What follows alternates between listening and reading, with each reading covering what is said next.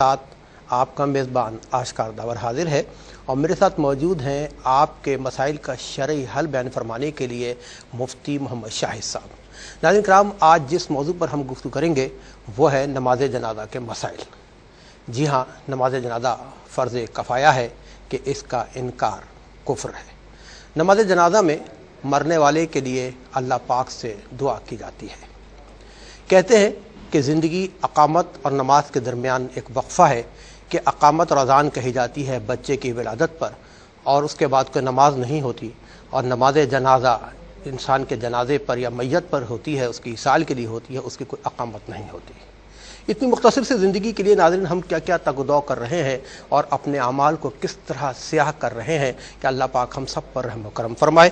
اور مرنے والا اگر مومن ہو تو کتابوں میں لکھا ہے کہ وہ خواہش کرتا ہے کہ میری نماز جلد ہو اور مجھے جلد دفن کر دیا جائے تاکہ وہ ایک سہانی نیند کے مزے حاصل کرے تا قیامت۔ جی ہاں، بڑی نماز جنازہ کی اہمیت ہے۔ اس حوالے سے میرے ساتھ موجود ہیں مفتی محمد شاہد صاحب، انشاءاللہ ان سے گفتگو کریں گے۔ اور ناظرین، آپ بھی اس پروگرام میں شامل ہو سکتے ہیں، ان دیے گئے ٹیلی فون نمبرز پر ہم سے رابطہ کریں جو آپ کے گھروں پر، آپ کے ٹی وی اسکرینز پر ہم ڈسپلے کر رہے ہیں۔ اچھا، اگر نماز جنازہ کے علاوہ بھی کوئی شرعی مسئلہ آپ کے ذہن میں ہے، آپ رابطہ کر سکتے ہیں، انشاءاللہ تعالی ہم آپ کو پروگرام میں شامل کریں گے اور آپ کے پوچھے گئے سوال کا جواب مفتی محمد شاہد صاحب دیں گے۔ بہت شکریہ۔ گفتگو کا آغاز کرتے ہیں مفتی محمد شاہد صاحب سے۔ السلام علیکم ورحمۃ اللہ۔ وعلیکم السلام ورحمۃ اللہ وبرکاتہ۔ صاحب، نماز جنازہ فرض کفایہ کہ اگر محلے میں سے کوئی ایک آدمی بھی ادا کر لے تو ادا ہو جاتی ہے، ٹھیک ہے، لیکن اگر کوئی شخص بیٹھا ہے، فارغ بھی ہے اور شرکت بھی کر سکتا ہے اور وہ نہیں کر رہا، یہ تو فرض کفایہ ہے، تو اس کا مقام شرعی حوالے سے کیا ہوگا؟ اعوذ باللہ من الشیطان الرجیم، بسم اللہ الرحمن الرحیم۔ نماز جنازہ فرض کفایہ ضرور ہے، لیکن اس کے ساتھ ساتھ یہ بھی پیش نظر رہے کہ ہمارے پیارے نبی محمد مصطفیٰ احمد مجتبیٰ صلی اللہ علیہ وآلہ وسلم نے اس بات کو یوں بیان فرمایا کہ ایک مسلمان کے دوسرے مسلمان پر 6 حقوق ہیں۔ ان میں سے ایک حق یہ بیان فرمایا کہ اتباع الجنائز، یعنی نماز جنازہ کی اتباع کرنا۔ اتباع الجنائز کی تشریح میں شارحین حدیث نے لکھا ہے کہ کفن دینا، دفنانا، اسی طرح نماز جنازہ ادا کرنا، یہ تمام چیزیں اتباع الجنائز میں آتی ہیں۔ رخصت کا یہ مطلب ہرگز نہیں ہوتا کہ مسلمان کا مسلمان پر سے حق ساقط ہو گیا ہے۔ رخصت کا مطلب یہ ہوتا ہے کہ اگر آپ کو کوئی مجبوری ہے، آپ کو کہیں جانا ہے، آپ کو کوئی پرابلم ہے، تو آپ کے لیے رخصت ہے کہ بقیہ نے پڑھ لیا تو آپ گناہگار نہیں ہوں گے۔ لیکن وہ جو پڑھنے کا ثواب ہے، جو ایک مسلمان کا دوسرے مسلمان پر حق ہے، اور ہو سکتا ہے وہ کسی نیک کا جنازہ ہو تو اس کی وجہ سے آپ کی بخشش ہو جائے، اور ہو سکتا ہے گناہگار ہو اور آپ کا عمل اللہ کی بارگاہ میں کوئی مقبول ہو تو آپ کی وجہ سے میت کی بخشش ہو جائے، تو اس لیے جنازہ تو ادا کیا جائے گا۔ اس کے ساتھ ایک اور چیز آشکار بھائی میں ذکر کرنا چاہوں گا کہ دیکھیں، دنیا میں بہت سارے مذاہب ہیں اور ہر مذہب اپنی حقانیت پر بہت سارے دلائل دیتا ہے، لیکن مذہب اسلام کی جو حقانیت ہے، اگر آپ اس پر غور کریں تو 2 چیزیں بڑی اہم ہیں۔ ایک چیز نماز جنازہ اور دوسری چیز تدفین۔ بینگ اے مسلم، ہم سب کے لیے یہ ایک بڑی خوش آئند بات ہے، اچھی بات ہے کہ ہم ایک ایسے مذہب سے تعلق رکھتے ہیں کہ جس طرح اس نے ہمارا خیال ہماری زندگی میں رکھا، اسی طرح وہ ہمارا خیال ہمارے مرنے کے بعد بھی رکھ رہا ہے کہ آپ کو عزت کے ساتھ جو ہے وہ کفن دیا جائے گا، غسل دیا جائے گا، اور پھر اس کے ساتھ ساتھ آپ کی تدفین کی جائے گی۔ دوسرا یہ ہے کہ مختلف مذاہب کی آپ جو رسومات ہوتی ہیں وقت موت کی، انہیں آپ مطالعہ کر لیجئے، اور پھر اس کے بعد آپ مذہب اسلام کو دیکھیے کہ ایک شخص کا انتقال ہو گیا ہے، لیکن چونکہ اس نے اپنی زندگی اللہ کے احکامات کے مطابق گزاری ہے، اللہ کے معبود ہونے پر وہ ایمان لایا، نبی کریم صلی اللہ علیہ وسلم کی رسالت پر اس کا یقین تھا، تو اسے اللہ نے اور اسلام نے اتنی عزت عطا فرمائی کہ لوگوں کو کہا گیا کہ چاہے تم اسے جانتے ہو، چاہے تم اسے نہیں جانتے، چاہے وہ تمہارا خونی رشتہ دار ہے، چاہے وہ تمہارا خونی رشتہ دار نہیں ہے، باہر صورت تم پر لازم ہے کہ تم اسے غسل بھی دو، تم اسے کفن بھی دو، اور پھر اپنے کندھوں پر عزت و احترام کے ساتھ سوار کروا کر اسے قبرستان لے جاؤ اور آہستگی کے ساتھ سپرد خاک کر کے آ جاؤ۔ اور یہ آداب میں سے ہوتا ہے کہ میت کو جب آپ قبر میں رکھتے ہیں تو بہت آہستگی کے ساتھ اور نرمی کے ساتھ رکھا جاتا ہے۔ تو یہ دونوں اعتبارات سے حقوق ہیں۔ اب جہاں تک آپ نے یہ کہا کہ نماز جنازہ فرض کفایہ ہے، کفایہ کا مطلب یہ ہوتا ہے کہ اس کی فرضیت बई माना है, यानी इन मानों में है कि अगर बाज लोगों ने अदा कर लिया तो उसकी फर्जियत बकिया तमाम से साकित हो जाएगी। इट मीन्स कि बकिया लोग गुनाहगार नहीं होंगे, लेकिन जो अदा करने वाले हैं उन्होंने जो सवाब पाया है वो सवाब बकिया को नहीं मिलेगा। तो इसलिए इसका ये मतलब हरगिज नहीं होता कि जी जनाजा बार अदा किया जा रहा है, हम मस्जिद में मौजूद हैं, कोई वजह माने भी नहीं है, लेकिन हम सिर्फ इसलिए अदा नहीं करते कि ये मेरे रिश्तेदार का जनाजा नहीं है, मेरे दोस्त का जनाजा नहीं है, मेरे पड़ोसी का जनाजा नहीं है, एक मुसलमान का जनाजा तो है ना। और मुसलमान होना, मैं ये समझता हूं ये जो ईमानी रिश्ता होता है ये उसूली एतबार से भी खूनी रिश्तों पर मुकद्दम होता है। इसकी जो तकदीस होती है वो खूनी रिश्तों से ज्यादा होती है। तो चाहे हम किसी को जानते हैं, बाज़ औक़ात जैसे ऑफिस में हम काम करते हैं, नमाज पढ़ने के लिए गए, ज़ोहर की नमाज, वहां पर कोई जनाजा आ गया तो हमारी ये जिम्मेदारी बनती है कि हम उस जनाजे में शिरकत करें। अच्छा, दूसरा सवाल यह है, क्या नमाज जनाजा के लिए जमात का क़याम ज़रूरी है? जी बिल्कुल। नमाज जनाजा की अदायगी का जो मसनून तरीक़ा कार है वो यही है कि नबी करीम सल्लल्लाहु अलैहि वसल्लम ने बाकायदगी के साथ बाजमाअत नमाज जनाजा अदा फरमाया। लेकिन अगर कभी ऐसा हुआ कि बगैर जमाअत के किसी एक ने नमाज जनाजा पढ़ लिया तो भी नमाज जनाजा अदा हो जाएगा। गोया कि हम ये कह सकते हैं कि नमाज जनाजा के लिए जमाअत फर्ज या वाजिब नहीं है, ये शर्त नहीं है। इसका मतलब ये हुआ कि नमाज जनाजा हो गया, सुन्नत मुअक्कदा है, यानी बिला जरूरत उसका खिलाफ भी ना किया। जैसे अल्हम्दुलिल्लाह पूरी दुनिया के अंदर इस सुन्नत पर बहुत कसरत के साथ अमल है कि बा जमाअत ही अदा किया जाता है, लिहाजा जमाअत के साथ पढ़ें। कभी ऐसा हुआ कि किसी ने इनफिरादी तौर पर पढ़ लिया तो उसके इआदे की हाजत नहीं है, जनाजा अदा हो जाएगा। अच्छा, अब ये बताइए कि खुदा न खास्ता किसी का शौहर फौत हो जाता है, किसी का बेटा फौत हो जाता है, तो वो खवातीन अपने घर में नमाज जनाजा पढ़ सकती है? इसका जवाब लेंगे कॉलर को शामिल करने के बाद। जी अस्सलाम वालेकुम। आशिफ भाई, मैं आपकी बहुत बड़ी फैन हूँ। अच्छा, मुझे ना मुफ्ती साहब से एक बात पूछनी है। जी जी, मुफ्ती साहब से मुझे सवाल पूछना है कि जैसे वो बता रहे हैं कि जब कोई इंसान फोत हो जाता है और हम लोग पीछे औरतें बैठ के उसके रोती हैं, जैसे कि मेरे शौहर फोत हुए, मैं रोती हूँ, तो मुझे मेरे बड़े बुजुर्ग कहते हैं कि जी आप मत रोएं, वो आंसू उसके आगे समंदर बन जाएगा, तो आप मत रोएं। क्या ये बातें वाकई हकीकत है? और एक और सवाल इसी के रिलेटेड कि मेरी इद्दत जब खत्म होगी तो कहते हैं इद्दत के बाद फौरन औरत जो है किसी और के घर जाके रात रहेगी, अपने घर नहीं रह सकती, तो इसकी क्या इस्लाम में है हकीकत, क्या हकीकत है? अच्छा बहन, मैं आपका तारुफ चाहूंगा कि कहाँ से बात कर रही हैं, कौन बात कर रही है? जी मैं तैयबा बात कर रही हूँ, लाहौर से बात कर रही हूँ। लाहौर से हमारी बहन तैयबा बात कर रही है। तैयबा, और इद्दत की असल की भी बता दें कि इद्दत असल में क्या है, मतलब किस तरह इसको करनी चाहिए। ठीक है तैयबा बहन, आपका बहुत बहुत शुक्रिया। अल्लाह ताला आपको हिम्मत अता फरमाए, अपना बेहद ख्याल रखिएगा। हम भाइयों के दुआएं आपके साथ हैं, अल्लाह ताला आपका और हम सब काम में नासिर हो। तैयबा बहन, आपके सवाल का इंशाअल्लाह मुफ्ती साहब से जवाब लेंगे। अच्छा मुफ्ती साहब, ये तो तैयबा बहन का सवाल था। एक नमाज जनाजा के हवाले से एक जहन में मेरे और सवाल आया कि आजकल एक मैं तो कहूँगा रिवाज हो गया है गैबाना नमाज जनाजा का, तो शरई हवाले से इसकी क्या हैसियत है? देखिए जी, फ़िक़्ह हनफी में नमाज जनाजा की चंद शराइत हैं। उन शराइत में से एक शर्त यह है कि मैयत इन फ्रंट ऑफ इमाम मौजूद हो, यानी इमाम के सामने मैयत मौजूद हो, ये नमाज जनाजा की शर्त है। हत्ता कि अगर मैयत इमाम के पीछे रखी हुई है बिल फर्ज, तो इस सूरत में भी जनाजा नहीं होता। अच्छा, तो जब पीछे रखी हुई है तो नहीं हो रहा, तो जब बिल्कुल मैयत मौजूद ही नहीं है तो जनाजा कैसे होगा? इसमें एक दो रिवायत नजाशी बादशाह के हवाले से मिलती है कि नबी करीम सल्लल्लाहु अलैहि वसल्लम ने उनका नमाज जनाजा पढ़ा, तो हमारे यहाँ शारहीन हदीस फ़िक़्ह हनफी के मुताबिक उसकी तौजीह बयान करते हैं कि वो नबी करीम का खासा था, सुभान अल्लाह, किसी और को ये इजाजत नहीं है।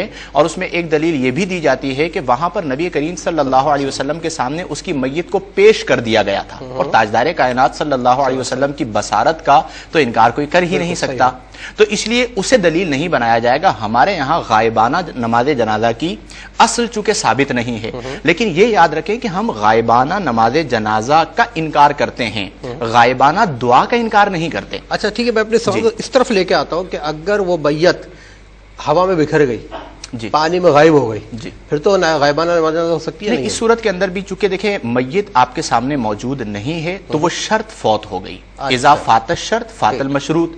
अब चूंकि एक मामला ऐसा हुआ है तो इस्लाम में उसके लिए रुख्सत दी गई है कि आप उसके लिए गायबाना दुआ करते हैं, और अल्लाह तबारक व तआला उसके हक में आपकी दुआ को भी कबूल फरमाएगा। और अगर उसके साथ इस तरह का मामला हुआ है कि वो डूब कर मर गया जैसे आपने कहा, तो उसे शहीद हुक्मी का भी दर्जा दिया जाएगा। चलिए ठीक। अच्छा, खवातीन के हवाले से मैंने सवाल किया था, अगर जैसे अभी तैयबा बहन का भी फोन आया था और हमारी बहनें हैं, अगर वो किसी भाई या किसी शौहर या अल्लाह न करे किसी मरहूम کوئی کسی کا انتقال ہو جائے تو محبت کے اظہار کے طور پہ، عقیدت کے طور پہ گھر میں نماز جنازہ پڑھ سکتی ہیں ان کے لیے؟ دیکھیں، اظہار محبت اور اظہار عقیدت کا انکار تو دین میں کہیں بھی نہیں ہے، لیکن اظہار محبت اور اظہار عقیدت کے لیے آپ اپنے طریقہ کار نہیں بنا سکتے۔ صحیح۔ اس کا نقصان یہ ہوتا ہے کہ پھر ہر کوئی اپنی اظہار محبت اور اظہار عقیدت کے لیے بہت سارے طریقے بنانا شروع کر دے گا۔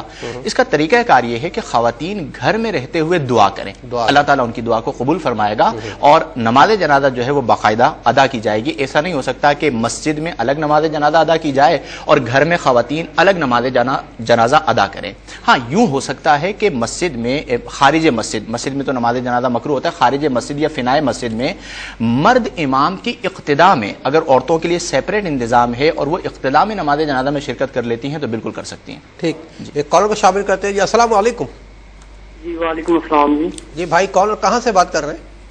دسکا سے رضوان بات کر رہا ہوں۔ ڈسکا سے بات کر رہے ہیں، جی بھائی۔ جی، جب میت کو اٹھاتے ہیں تو اس وقت کلمہ شہادت بولنا چاہیے یا نہیں بولنا چاہیے جب جنازہ؟ اچھا، ٹھیک ہے بھائی، آپ کا سوال ہم نے نوٹ کر لیا ہے اور آپ نے ہمارے پروگرام میں شرکت کی، آپ کا بہت بہت شکریہ۔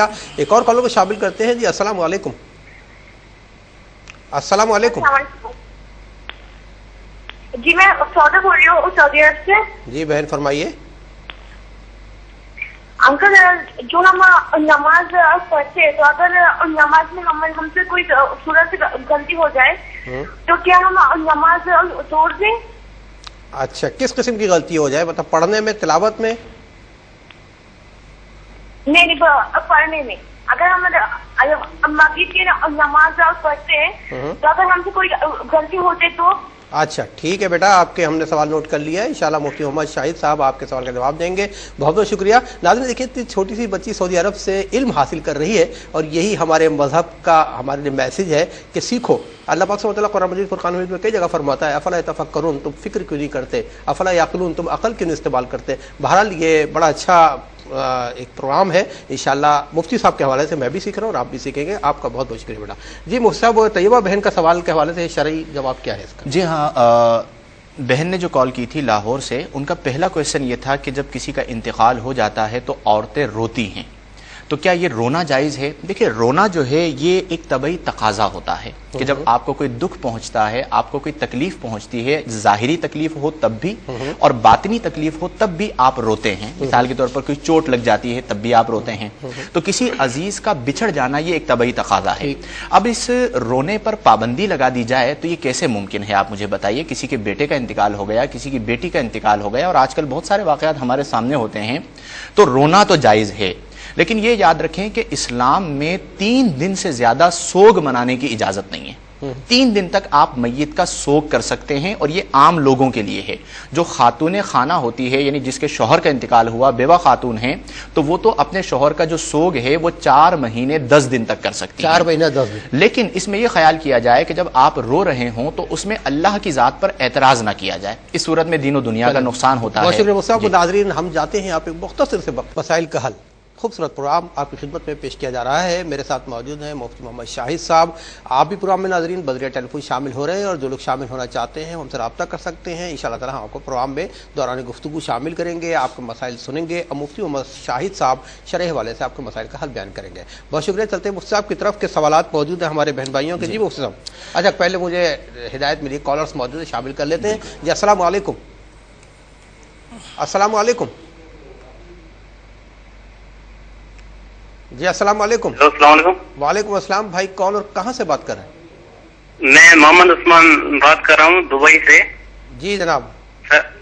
سر میرا سوال یہ ہے، میت کو دفن کر کے بعد میں اوپر اذان بھی دیتے ہیں، اور اس کے علاوہ جو جنازے نماز کے بعد 4 یا 4 معلوم اتنا، لیکن 4 یا 8 قدم گنتی کر کے 4 پاؤں کو 4 آدمی پکڑ کے اٹھاتے ہیں، وہ کیسا ہے؟ اچھا ٹھیک ہے، آپ نے ایک شرعی مسئلے کے حوالے سے بات کی ہے، انشاءاللہ مفتی محمد شاہد صاحب کو بتائیں گے۔ محمد اسلم بھائی آپ کا بہت بہت شکریہ۔ جی مفتی صاحب۔ جی، بہن نے لاہور سے کال کی تھی، ان کے پہلے کویشچن کا ایک دوسرا حصہ یہ بھی انہوں نے ذکر کیا تھا کہ بعض خواتین یہ کہتی ہیں کہ جب آپ روتے ہیں تو آپ کے آنسو جو ہے وہ میت کے لیے سمندر بن جاتے ہیں۔ یہ ہماری بہنوں کی اپنی بنائی ہوئی باتیں ہیں، اس کا دین کے ساتھ کوئی تعلق نہیں ہے، اور یہ اغلاط العوام میں شمار ہوتی ہیں، شرعی طور پر اس طرح کا کوئی کانسیپٹ نہیں ہے۔ بہن کا دوسرا کویشچن یہ تھا۔ شامل کر لیں۔ جی السلام علیکم۔ अस्सलाम वालेकुम। वालेकुम सलाम। जी भाई, कौन और कहाँ से बात कर रहे हैं? जी सर, मैं रियाज बोल रहा हूँ इस्लामाबाद से सर। रियाज भाई इस्लामाबाद से बात कर रहे हैं। जी रियाज भाई। जी सर, मैं कसर नमाज के बारे में सवाल करना चाहता हूँ सर। कसर नमाज, ठीक। जी सर। ठीक है सर, मैं जहाँ पे नौकरी करता हूँ उनके घर है 3। जी। एक इस्लामाबाद में, एक पिंडी में, एक लाहौर में, एक कराची में, इस तरह मुख्तलिफ है। तो मैं कैसे नमाज पढ़ूंगा? अच्छा ठीक है, मुफ्ती साहब इंशाल्लाह तफसील से आपको बताएंगे रियाज भाई। और आपका बहुत बहुत शुक्रिया इस्लामाबाद से आपने हमारे प्रोग्राम में शिरकत की। जी मुफ्ती साहब, वो सब बहुत माजरत चाहता हूँ, उसमें कॉलर्स का बहुत रश है। बिल्कुल। तो मुझे हिदायत दी गई आपसे जवाब भी लेते रहे और कॉलर्स को भी शामिल करते हैं। बिल्कुल जी। उसके बाद दूसरा क्वेश्चन ये किया गया था कि हमारे यहाँ ये मशहूर है कि जब औरत वफात की इद्दत गुजारती है तो जब उसकी इद्दत मुकम्मल हो जाएगी तो वो एक रात रुकने के लिए किसी और के घर पे जाएगी। ये भी हमारी बहनों की अपनी बनाई हुई खुद साख्ता बातें हैं। शरई तौर पर इस तरह का कोई कॉन्सेप्ट नहीं है, इसकी कोई शरई हैसियत नहीं है। और बिला जरूरत किसी के यहाँ जाके रुकना और रुकने का सवाल करना ये तो वैसे ही मना है। तो इसका इद्दत के साथ कोई ताल्लुक नहीं है। 4 महीने 10वां दिन जब आपका मुकम्मल हुआ, आपकी इद्दत खत्म हो गई, अब आपको किसी और के यहाँ जाके रुकने की हाजत नहीं है। सही। तीसरा क्वेश्चन इन्हीं का ये था कि इद्दत किस तरह गुजारी जाए। तो ये याद रखिए कि जो सोग की इद्दत होती है, इस इद्दत में आपको हर तरह की का फैशन करना और फैशन वाला लिबास पहनना और बिला जरूरत घर से बाहर जाना ये मना होता है। गोया कि आप आसान लफ्जों में यूं समझ लीजिए कि चूंकि ये सोग की इद्दत है तो सोग में फैशन नहीं किया जाता, सोग में भड़कीले लिबास नहीं पहने जाते। हर वो चीज जो सोग के मुनाफी होगी वो करना आपको मना होगा। लेकिन ये याद रखें कि अगर आप बीमार हो गई हैं तो जरूरतन डॉक्टर के पास जा सकते हैं। ऐसा नहीं है कि मुतलकन किसी सूरत में इजाजत ही नहीं है, वरना लोग हरज का शिकार हो जाएंगे। उसके बाद एक भाई ने कॉल की थी, उनका थोड़ा सा मैं सवाल इसमें ऐड करूंगा कि हमारी माशरत के हवाले से बात कर रहा हूँ, बहुत सी बहनें इंतहाई जरूरतमंद होती हैं, जॉब भी करती हैं, तो वो यानी इद्दत के दौरान वो जॉब कंटिन्यू कर सकती हैं? बिल्कुल। देखिए, अगर कोई बहन है जो सोग की इद्दत गुजार रही हैं, जिसका वक्त भी काफी होता है 4 महीने 10 दिन, और फक्र फाका का अंदेशा है कि अगर हम उन्हें ये कहते हैं कि नहीं जी घर में बैठे रहिए, तो वो खुद भी नहीं खा सकती, अपने बच्चों को भी नहीं खिला सकती, और उनके पास कोई और जरिया नहीं है बजुज इसके, सिर्फ एक ही रास्ता है कि वो खुद कमा कर लाएं। तो फिर उनके लिए शरई तौर पर यह रुख्सत निकलती है कि बकदरे जरूरत टाइम पे जाएं और जॉब करने के फौरन बाद घर पे आ जाएं, और इस दौरान ये इनकी इद्दत चलती रहेगी। ये जो रुख्सत दी जा रही है ये फक्र फाका के खौफ से दी जा रही है ताकि लोग हरज में मुब्तला ना हो जाएं। लेकिन अगर बिलफर्ज कोई रास्ता मुमकिन है, जैसे हमारे यहाँ ऐसा होता है कि इन दिनों में कुछ मदद कर दी जाती है, सपोर्ट कर दिया जाता है, और वो घर में रह सकती हैं, तो फिर उन्हें घर में ही इद्दत गुजारनी होगी। चले, बहुत शुक्रिया। शामिल करते हैं कॉलर्स को। जी अस्सलाम वालेकुम। वालेकुम सलाम जी, मैं लंदन से बात कर रही हूँ। मेरे 2 क्वेश्चन हैं। पहला क्वेश्चन मेरा ये है कि जैसे कि हम मेडिसिन यूज करते हैं और उसके अंदर जेलेटिन होता है, मैं लंदन से बात कर रही हूँ, और मुझे उसके अलावा कोई मेरे पास उसका ऑल्टरनेटिव नहीं है कोई उसका, तो क्या मैं वो कैप्सूल खा सकती हूँ? दूसरा क्वेश्चन मेरा ये है कि जैसे कि मेरे पास सोना है, मैंने अपने बच्चों के नाम पे अलग अलग वो रख दिया है ना, मैं उसको यूज करती हूँ और वो बस मैंने लॉकर में रखा हुआ है, क्या उसके ऊपर मुझे ज़कात देना होगी? अच्छा ठीक है बहन, आपका बहुत बहुत शुक्रिया। लंदन से आपने हमारे प्रोग्राम में शिरकत की, बड़े अच्छे सवाल आपने किए हैं, इंशाल्लाह मुझसे आपको जवाब देंगे। आपका बहुत बहुत शुक्रिया। एक और कॉलर को शामिल करते हैं। जी अस्सलाम वालेकुम। अस्सलाम वालेकुम। जी वालेकुम सलाम। जी भाई, कॉलर कहाँ से बात कर रहे हैं? जी मैं अफसर रहमान बोल रहा हूँ, डिफेंस, कराची डिफेंस से। जी भाई फरमाइए।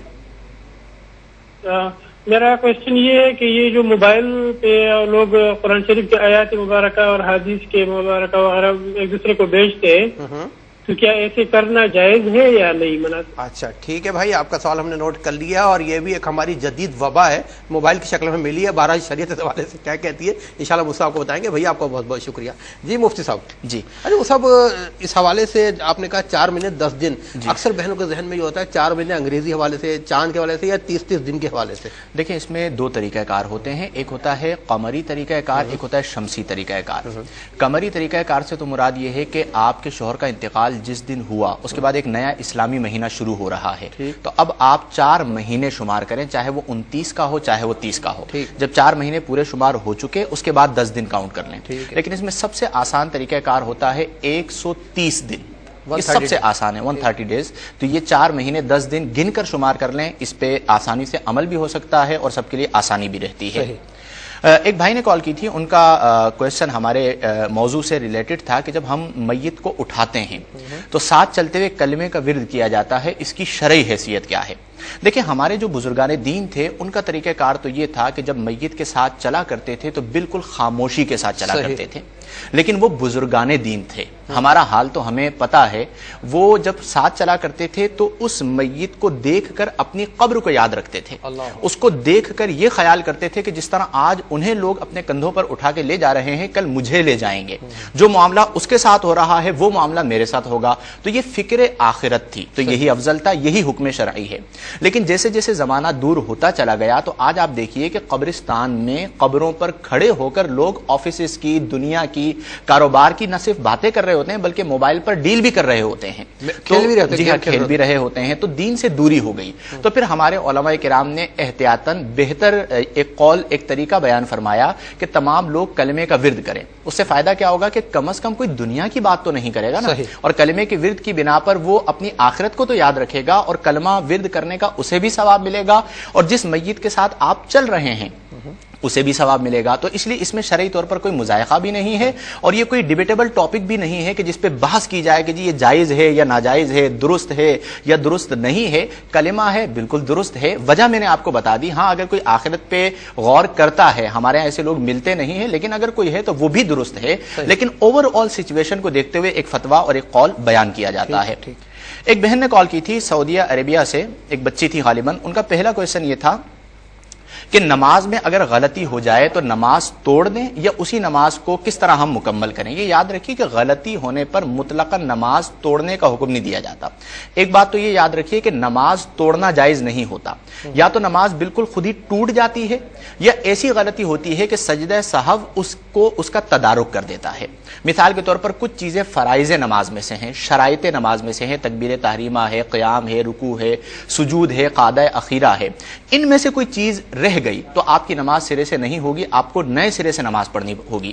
اور اگر آپ سے کوئی واجب ترک ہو گیا ہے کہ 4 رکعت والی آپ نماز پڑھ رہے تھے, دوسری رکعت میں بیٹھنا بھول گئے, تلاوت کرنا بھول گئے, سورہ فاتحہ رہ گئی وغیرہ وغیرہ, اور بقدر فرض آپ تلاوت کر چکے تھے, واجب ترک ہو گیا ہے, تو پھر آپ آخری رکعت میں عبدہ و رسولہ پڑھ کر اللہ اکبر کہہ کے سجدے میں چلے جائیں گے, 2 سجدے ادا کریں گے, اور پھر اس کے بعد التحیات مکمل کر کے آخر تک آپ سلام پھیر دیں گے, آپ کی نماز ہو جائے گی. تو یہ اوور آل ہم نے اس کی صورتحال ذکر کر دی ہے. عثمان بھائی نے دبئی سے کال کی تھی. ان کا پہلا کویشچن جو ہمیں سمجھ میں آیا تھا وہ یہ تھا کہ بعد دفن آذان دی جاتی ہے قبر پر, اس کی کیا شرعی حیثیت ہے؟ دیکھیں, یہ کوئی فرض نہیں ہے, یہ کوئی واجب نہیں ہے, یہ مستحب ہے. فرض اور واجب ہونے کا جب انکار کر دیا گیا, یعنی یہ دینا لازم نہیں ہے, تو پھر اس پر اعتراض نہیں ہو سکتا. لیکن اگر آپ خود اپنے آپ سے سوال کریں کہ آذان ایک اچھا عمل یوں ہے کہ قبر میں سوال ہو رہا ہے من ربو کا, تو آواز آ رہی ہے اللہ اکبر وغیرہ, پوری اذان دی جا رہی ہے, تو اس سے میت کو فائدہ ہوگا کہ اللہ کا نام لیا جا رہا ہے اور میت کے لیے آسانی ہوگی. تو اس کی اصل ثابت ہے, اگر کوئی دیتا ہے تو اس پر اعتراض نہ کیا جائے, اور اگر کوئی نہیں دیتا تو اس پر بھی اعتراض نہ کیا جائے. ہمارے ہاں ہوتا کیا ہے کہ اس طرح کی جو مستحبات ہوتے ہیں نا, جن کی فرض کی کوئی حیثیت نہیں ہوتی, واجبانہ کوئی حیثیت نہیں ہوتی, اسے کرنے والا نہ کرنے والے کو برا کہہ رہا ہوتا ہے, اور نہ کرنے والا کرنے والے کو برا کہہ رہا ہوتا ہے. یہ دونوں صورتیں غلط ہیں. اسے مستحب قرار دیا گیا ہے. اگر کوئی کرتا ہے تو بہت اچھا عمل ہے, اللہ کا ذکر ہے, نبی کریم کا ذکر ہے, کوئی مذائقہ نہیں ہے. اس کے بعد ایک بھائی نے کال کی تھی قصر نماز کے حوالے سے. یہ پیش نظر رکھیے گا کہ قصر نماز فرائض میں ہوتی ہے. 4 فرض ہیں تو 2 ادا کرتے ہیں, یعنی ظہر, عصر اور عشاء. فرض مکمل ادا کریں گے, وتر مکمل ادا کریں گے. اور قصر کا حکم ہوتا ہے مسافر کے لیے. شرعی مسافر کون ہوتا ہے؟ جو 92 کلومیٹر کے ارادے سے گھر سے نکلا اور شہر کی حدود سے باہر ہو گیا, تو وہ قصر نماز ادا کرتا ہے. تو اب آپ دیکھ لیجئے کہ آپ مسافر ہوتے ہیں, 92 کلومیٹر کے ارادے سے اگر آپ جاتے ہیں تو آپ مسافر ہیں, بالکل آپ قصر نماز ادا کریں گے. اور یہ بھی یاد رکھیے کہ جب آپ مسافر ہوتے ہیں تو قصر کرنا واجب ہو جاتا ہے. بعض لوگ کہتے ہیں نہیں جی ہمارے پاس ٹائم ہے, ہم 4 پوری پڑھ لیتے ہیں نا, اس میں کیا آدھا کرنا. تو وہاں پر حکم یہ ہے کہ آپ قصر کریں. تو اگر آپ پوری پڑھیں گے تو آپ حکم عدولی کر رہے ہیں, اور یہ یاد رکھیے کہ آپ کو نماز دوبارہ لوٹانی ہوگی. اگر آپ مسافر ہیں अच्छा, अगर आपने पूरी पढ़ ली फिर आप कसर पढ़ेंगे? फिर आप कसर पढ़ेंगे। अच्छा। और कसर की जो कज़ा होती है वो भी कसर होती है। यानी अगर बिलफर्ज हालत सफर में किसी की नमाज कज़ा हो गई, अल्लाह ना करे, तो उसे बाद में जो कज़ा करनी होगी वो भी कसर कज़ा करेगा। यानी हालत घर आके पढ़ेगा और कसर ही पढ़ेगा, मुकम्मल नहीं पढ़ सकता। लंदन से एक बहन ने कॉल की थी, उनका पहला क्वेश्चन ये था कि मेडिसिन वगैरह यूज करती हैं और उसमें अल्कोहलिक वगैरह दीगर चीजें इस्तेमाल होती हैं और उनके पास इसके अलावा कोई चाराए कार भी नहीं है, तो क्या ये इस्तेमाल करना जायज़ है? एक उसूल याद रखिएगा फ़िक़ही हवाले से कि जब किसी चीज की माहियत बदल जाए तो उसका हुक्म भी बदल जाता है। शराब नशे के लिए पी जाती है और यहाँ पर जो इस्तेमाल होती हैं वो बेहतरी के लिए, सेहत के लिए इस्तेमाल होती हैं और अब तो इससे चाराए कार ही नहीं है। पाकिस्तान में भी जो मेडिसिन यूज होती हैं बाज ऐसी हैं कि जिनमें अल्कोहल वगैरह इस्तेमाल होता है, तो इसलिए ये इस्तेमाल करना इनके लिए बिल्कुल जायज़ है, क्योंकि ये दरर के लिए नहीं बल्कि नफ़े के लिए इस्तेमाल कर रही हैं और उसकी हैसियत नशे के तौर पर नहीं है बल्कि शिफायाबी के लिए है। बहुत सारे मरीजों को ये इस्तेमाल करवाई जाती हैं, इसमें शरई तौर पर कोई मुज़ायक़ा नहीं है, कोई प्योर ना हो, मिक्स किया हो किसी चीज। जी हाँ, यानी मेडिसिन है, जैसे उन्होंने कहा ना कि कैप्सूल है, तो अंडरस्टूड बात है कि उसमें मिक्स किया हुआ है, तो इसलिए उसकी इजाजत होगी, शरई तौर पर कोई भी मुज़ायक़ा नहीं है। दूसरा क्वेश्चन उन्होंने ये किया था कि उन्होंने गोल्ड जो है वो बच्चों के नाम पे अल्लाह को गवाह बना के रख दिया है, तो क्या ज़कात अदा करनी होगी या नहीं? देखिए यहाँ पे दो सूरतें होती हैं।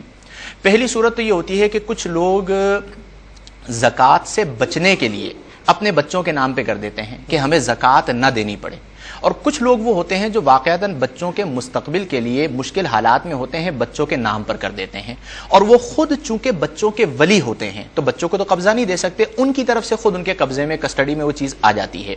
तो अगर वाक़यातन इन्होंने इस तरह मामला किया है कि बच्चों के नाम पर वो कर दिया है, बच्चों को मालिक बना दिया है और बतौरे विलायत उन्होंने अपने पास उसे रखा हुआ है, तो इस सूरत में तो उन पर ज़कात नहीं होगी, क्योंकि बच्चे नाबालिग हैं, तो नाबालिग मुकल्लफ नहीं है, मुकल्लफ नहीं है तो ज़कात भी फ़र्ज नहीं है। हाँ, बालिग होने के बाद बच्चों पे हो जाएगी। लेकिन जो लोग हीला करते हैं कि खास तौर पर ज़कात फर्ज होने जा रही है 1 महीने के बाद, तो 1 महीना पहले कहते हैं जी ये 50 तोले सोना जो है मैंने एक बेटे के नाम पे किया, 20 तोले सोना मैंने दूसरे बेटे के नाम पे किया, 30 तोले सोना जो है वो मैंने एक बेटी के नाम पे किया, ताकि मुझे ज़कात ना देनी पड़े, और ज़कात भी करोड़ों में बन रही होती है, लाखों में बन रही होती है, तो ये अमल नाजायज़ है, हीले की इजाजत नहीं है। ठीक है नाज़रीन, जिस मौजू पर हम गुफ्तगू कर रहे हैं वो है नमाज जनाजा के मसाइल। आपकी भरपूर शिरकत हो रही है, आप सवाल भी कर रहे हैं, मुफ्ती साहब शरह हवाले से आपको जवाब दे रहे हैं। मेरे साथ मौजूद हैं मुफ्ती मोहम्मद शाहिद साहब। गुफ्तगू जहाँ हमने रोकी थी वहीं से चलते, वो सब सवालात मौजूद हैं मेरे ख्याल में। बिल्कुल, एक भाई ने कॉल की थी DHA से, उनका क्वेश्चन ये था कि मसाइल पर जो ये आयात कुरानिया सेंड की जाती हैं इसकी शरई हैसियत क्या है? देखें, इसके दो पहलू हैं। एक पहलू तो ये है कि आपके मोबाइल में आयात कुरानिया हैं और आप उस मोबाइल को लेके वॉशरूम वगैरह जाते हैं, तो ये जायज़ है या नाजायज़ है? ये शरई तौर पर जायज़ है।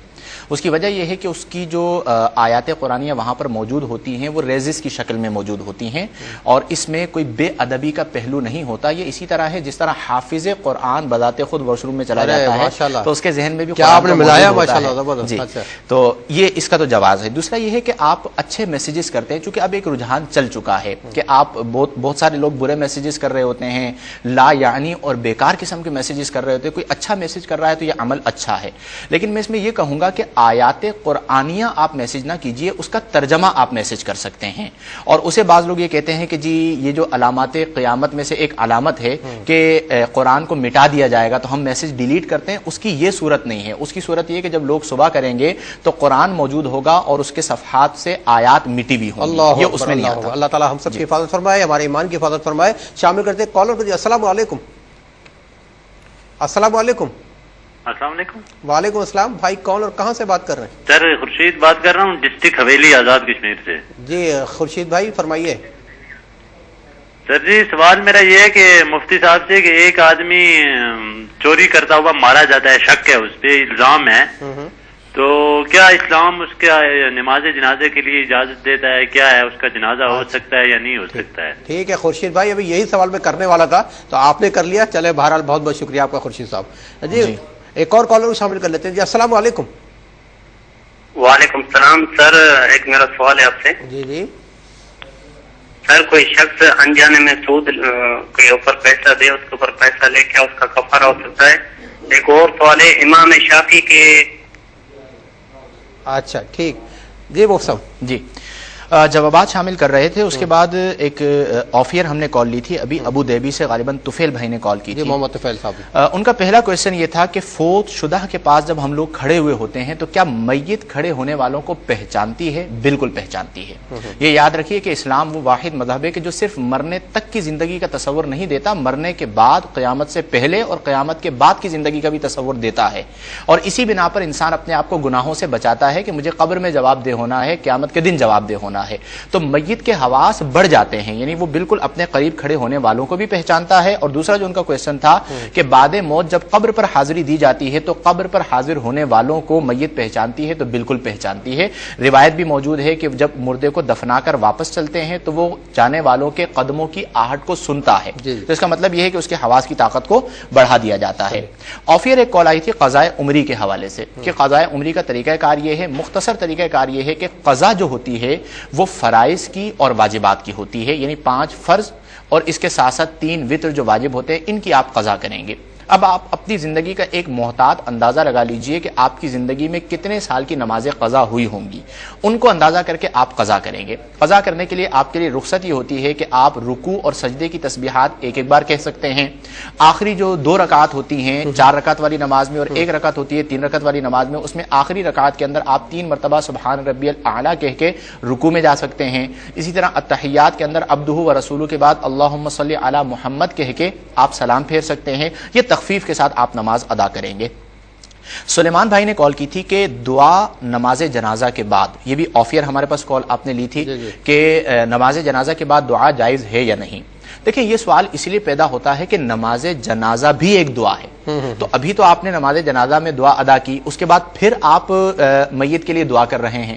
تو یہ سوال شاید آپ کے ذہن میں اس لیے پیدا ہوا کہ ایک دعا کے بعد دوسری دعا ناجائز ہے. تو آپ خود سوچئے کہ ایک دعا کے بعد دوسری دعا کس طرح ناجائز ہو سکتی ہے. جب ہم دعا کرتے ہیں تو ہم ایک دعا کے بعد دوسری دعا بھی مانگتے ہیں, دوسری دعا کے بعد تیسری دعا بھی مانگتے ہیں.